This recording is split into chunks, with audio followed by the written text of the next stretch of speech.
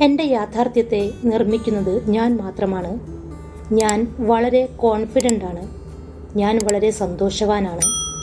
എനിക്ക് വ്യത്യസ്തമായ കഴിവുകളുണ്ട്. അതുകൊണ്ട് ഞാൻ ആഗ്രഹിക്കുന്നതെല്ലാം എനിക്ക് നിർമ്മിക്കാൻ കഴിയും. അത്ഭുതങ്ങൾ എന്നിൽ സംഭവിക്കും. നിങ്ങളുടെ കയ്യിൽ ഇപ്പോൾ എന്തുണ്ട് അത് വെച്ച് തുടങ്ങുക. അവിടെ നിന്നും വളരുക. എത്ര വിഷമത്തിലാണെങ്കിലും ഒന്ന് മനസ്സിലാക്കുക, നിങ്ങൾക്ക് നിങ്ങൾ മാത്രമേയുള്ളൂ എന്ന്.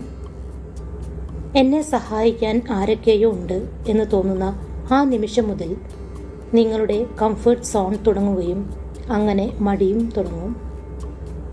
ഇന്നത്തെ ഈ ദിവസം അവസാനിക്കുമ്പോൾ എനിക്ക് വേണ്ടി ഞാൻ ഇന്ന് എന്തൊക്കെയോ ചെയ്തു എന്ന് പറയാൻ നിങ്ങൾക്ക് കഴിയണം.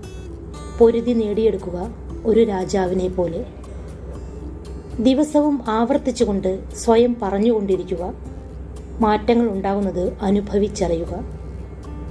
എന്താണ് വേണ്ടത് എന്ന് മനസ്സിൽ വ്യക്തത വന്നു കഴിഞ്ഞാൽ നിങ്ങളതിനെ ആകർഷിക്കുന്ന കാന്തമാവും.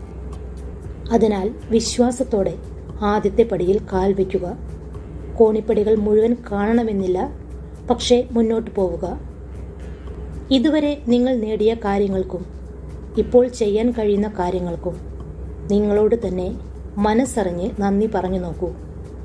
അപ്പോൾ അത് പുതിയ സാധ്യതകൾ നിങ്ങൾക്ക് തുറന്നു തന്നിരിക്കും.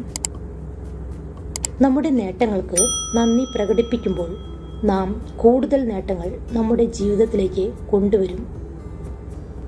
സമാധാനപരമായി ഇഷ്ടമുള്ള കാര്യങ്ങൾ ചെയ്തുകൊണ്ടിരിക്കുക. സമയത്തിന് എല്ലാത്തിനെയും മാറ്റിമറിക്കാനുള്ള കഴിവുണ്ട്. നിങ്ങളുടെ ജീവിതത്തിലുണ്ടാകുന്ന നേട്ടങ്ങൾ നിങ്ങളുടെ ചിന്തകളുമായി നേരിട്ട് ബന്ധപ്പെട്ടിരിക്കുന്നു. നിങ്ങളുടെ വീഴ്ചകളും എന്തിന് തോൽവികൾ പോലും നിങ്ങളുടെ സ്വന്തമാണ്. അത് മറ്റാർക്കുമുള്ളതല്ല. അതിനാൽ നിങ്ങളുടെ മനസ്സ് പറയുന്നത് അംഗീകരിക്കുക.